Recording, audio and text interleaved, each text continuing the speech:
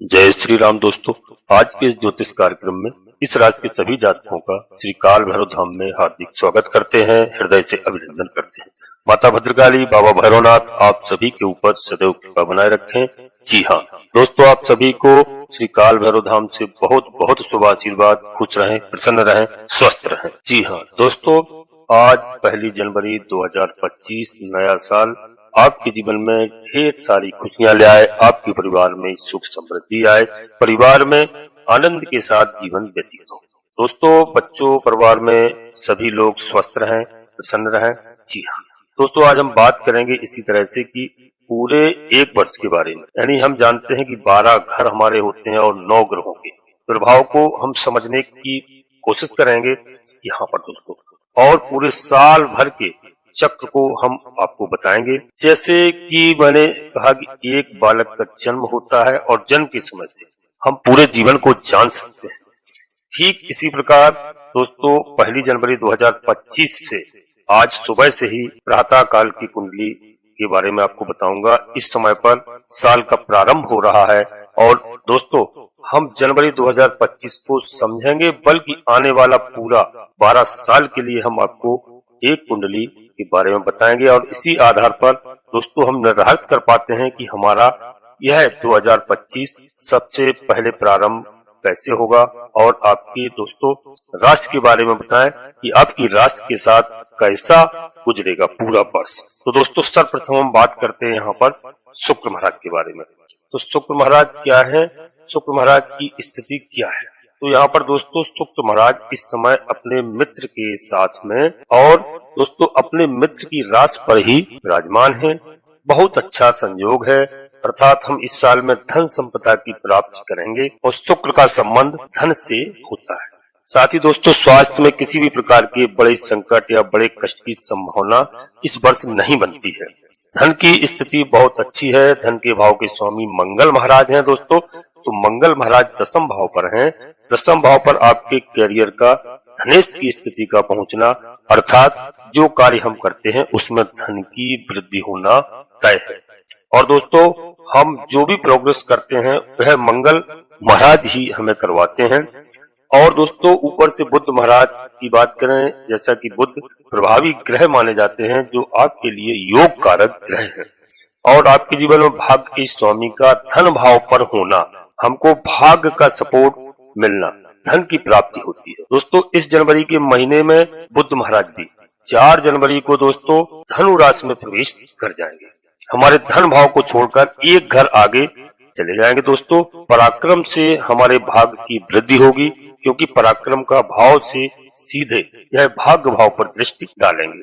यह साल, यह पहला महीना हमारे भाग्य तक दोस्तों और साल साबित होगा। भाग्य के मामले में तीसरे घर पर हमको सूर्य महाराज मिलते हैं। 14 जनवरी तक का जो समय है दोस्तों, वहाँ पर पराक्रम भाव पर सूर्य भगवान का होना एक बहुत अच्छी बात है, क्योंकि अपने मित्र की राशि पर है और आपकी कुंडली में दोस्तों आपके जीवन में यह इनकम के स्वामी बनते हैं। हमारे पुरुषार्थ से, हमारे बाहुबल से, हमारे पराक्रम से दोस्तों हम लाभ की प्राप्ति कर सके। कोई भी यात्राएं भी होंगी दोस्तों, साल भर करनी पड़ेंगी, और जिसके माध्यम से हमको धन का लाभ भी होगा। और दोस्तों, आपको मालूम हो कि 14 जनवरी के बाद यही सूर्यदेव भगवान मकर संक्रांति से एक घर आगे चले जाएंगे। जब यह आगे एक घर प्रविष्ट हो जाएंगे तो यह चतुर्थ भाव पर आ जाएंगे, यानी लाभ के स्वामी आ गए चतुर्थ भाव पर। अर्थात आप प्रॉपर्टी से जुड़ा हुआ कोई भी कार्य करते हैं, एक अच्छे लाभ की संभावना है। दोस्तों, यह प्रॉपर्टी आप बेच करके हमको धन की प्राप्ति करना है, तो इसी महीने के 14 जनवरी से ही एक शुभ संयोग प्रारंभ हो जाएगा, क्योंकि मकर संक्रांति है और सूर्य भगवान मकर राशि में प्रवेश करेंगे। हमारे चतुर्थ भाव पर सूर्य भगवान का गोचर होना अनुकूल स्थिति को जन्म देता है। पंचम भाव के स्वामी पंचम भाव पर मौजूद हैं, और ऊपर से शुक्र का इनको पूरा सपोर्ट मिल जाएगा। आपकी राशि के स्वामी दोस्तों, तो दोस्तों शनि आपका कर्म है और शुक्र आपका धन है। इस हिसाब से धन और कर्म दोनों का समावेश इस साल हमें देखने को मिलेगा। शुक्र महाराज की स्थिति जब पंचम भाव पर है, शनि महाराज स्वराशि पर हैं और ऊपर से मार्गी भी हो चुके हैं दोस्तों, और हमारे कार्य भी अपने मार्ग पर अब आगे सीधे चलेंगे। अर्थात कोई भी अवरोध सामने नहीं आएगा, कोई भी ऐसी स्थिति नहीं आएगी, हमें सफलता से कोई रोक नहीं सकता है। जी हाँ दोस्तों, छठा भाव चलते हैं। छठा भाव आपके जीवन में नौकरी का, जैसे राहु महाराज जैसे ग्रह हैं। हाँ, राहु यहाँ पर स्थिरता नहीं देते हैं और यह पहले से चल रहे हैं, अक्टूबर 2023 से चल रहे हैं। तो नौकरी में स्थिरता यदि है तो किसी न किसी कारण से मन की अशांति को हमें देखने को मिलता है। यही राहु हमको एक शुभ परिणाम देते हैं। राहु के पास किसी भी दोस्तों और दायित्व कोई ऐसा नहीं होता है, अर्थात नौकरी में भी अभी भी यह जून महीने तक चलेंगे, आपके पास समय है। राहु महाराज का इस समय गोचर मीन राशि में चल रहा है। दोस्तों 18 मई तक राहु महाराज मीन राशि में ही रहेंगे, बड़ा लंबा गोचर काल है। 18 मई को दोस्तों कुंभ राशि में प्रवेश कर जाए, पूरा वर्ष फिर कुंभ राशि में ही रहेंगे। इसके बाद आगे दोस्तों बताऊंगा 2025 आपके लिए ठीक रहेगा और राहु महाराज आपको पूरे वर्ष लाभ कराए। जी हाँ, अब दोस्तों यहाँ पर बात करते हैं मंगल महाराज की। तो दोस्तों यहाँ पर सप्तमेश मंगल दशम भाव पर गए हैं, यानी बिजनेस व्यापार अच्छा रहेगा क्योंकि केंद्र भाव के स्वामी केंद्र भाव पर मौजूद रहेंगे। हाँ, यहाँ पर मंगल नीच के भी रहेंगे, इसलिए दाम्पत्य जीवन को लेकर यहाँ पर संभल के चलना है। दाम्पत्य जीवन में एक दूसरे को सपोर्ट करते हुए हमें आगे बढ़ना है, अनावश्यक किसी भी प्रकार की टेंशन नहीं लेना है। और दोस्तों यहाँ पर अष्टम भाव देवगुरु बृहस्पति महाराज विराजमान है। गुरु महाराज जहाँ पर बैठते हैं उस स्थान में 5वीं और 9वीं दृष्टि अच्छी मानी गई है। जी हाँ, और दोस्तों भाग्य का सपोर्ट हमको मिलेगा, विदेशों से हमें लाभ मिल सकता है। विदेश आप जाना चाहते हैं तो वहाँ पर रह रहे हैं या कोई कार्य कर रहे हैं या बिजनेस कर रहे हैं तो वहाँ पर गुरु महाराज आपका अच्छा सपोर्ट करेंगे। वहाँ से जुड़े हुए कोई भी अच्छे कार्य निकल करके आपके सामने आते हैं, कोई बड़े इन्वेस्टमेंट का भी आपको अवसर गुरु महाराज करा सकते। और यहीं पर गुरु के पास जो एक दृष्टि है दोस्तों वह 7, 8, 9 पंचम भाव को देख रहे हैं, तो संतान से जुड़े हुए कोई भी कार्य है वह हमारे बन सकते हैं। भाग्य भाव पर आते हैं तो भाग्य के स्वामी बुध महाराज हैं और बुध की स्थिति धन भाव पर है, अर्थात यह महीना यह साल हमारे लिए भाग्य वर्धक रहेगा। जी हाँ, और दोस्तों धन का भी आगमन होगा और दोस्तों हम धन की वृद्धि को प्राप्त करते हैं। मंगल जैसा पराक्रमी ग्रह दशम भाव पर बैठा हो और मंगल अपने मित्र की राशि पर हो, चंद्रमा की राशि पर बैठे हैं। और ध्यान दीजिए इस साल के प्रारंभ में ही चंद्रमा आपको केंद्र भाव पर मिलता है, अर्थात कैरियर यहाँ पर पुनः फिर से प्रतिष्ठित होता है। दोस्तों हम वीडियो में आगे बढ़ते हैं, इससे पहले आप सभी से एक छोटा सा अनुरोध करते हैं कि श्री काल भैरव धाम चैनल में पहली बार आए हैं तो दोस्तों चैनल को सब्सक्राइब अवश्य कर लें और एक छोटा सा प्यारा सा लाइक करें। जी हाँ, बाबा भैरवनाथ से जुड़िए, बाबा भैरवनाथ का आशीर्वाद प्राप्त कीजिए, नया वर्ष से आपका मंगलमय हो। और दोस्तों एक प्यारा सा छोटा सा लाइक अवश्य करें।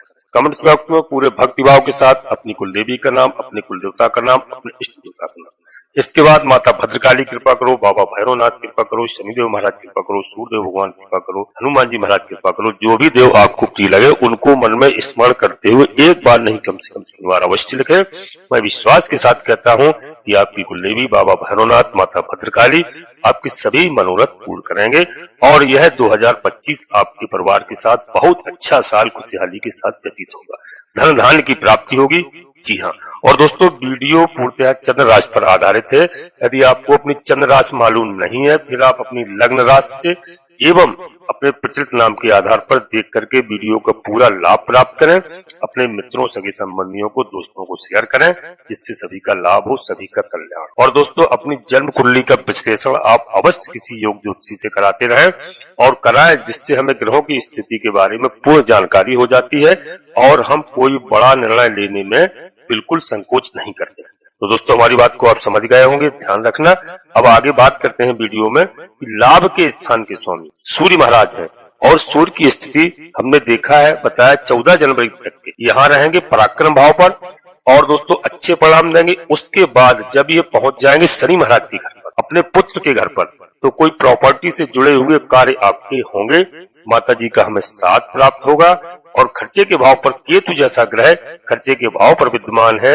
हाँ, हमारे खर्चे तो होंगे परंतु कार्यों पर खर्चे होंगे, अच्छे कार्यों पर खर्चे होंगे, यह मत भूलिए। इनकम भाव के स्वामी अच्छे हैं, अर्थात मुझे लाभ की प्राप्ति हो रही है, तभी तो हमारे खर्चे हो रहे हैं। यानी सभी कार्यों पर अच्छे कार्य होंगे, अच्छे कार्यों पर खर्चा होगा, आगे चल करके मुझे और अधिक बेहतरीन तरीके पर पहुंचाएंगे। केतु महाराज आपको आध्यात्मिकता प्रदान करेंगे, क्योंकि केतु महाराज का दोस्तों इस समय गोचर काल कन्या राशि में चल रहा है और 18 मई से कन्या राशि से बदल करके पहुंच जाएंगे सिंह राशि में।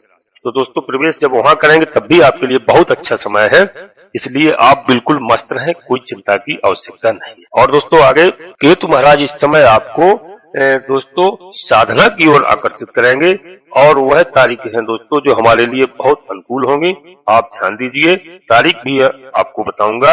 इन तारीखों में यदि आप कोई एग्रीमेंट करते हैं, कोई डील करते हैं, कोई इंटरव्यू देते हैं या कहीं प्रवेश कर सकते हैं। शुभ तारीखों में दोस्तों जनवरी का महीना है, आप नोट करना 16 जनवरी, 17 जनवरी, 18, 22, 23, 26 और 27 तारीख अनुकूल साबित होंगी। 1 जनवरी, 2, 3, 10, 11, 19, 29 और 30 तारीखों को हमें थोड़ा सतर्क रहने की आवश्यकता भी है।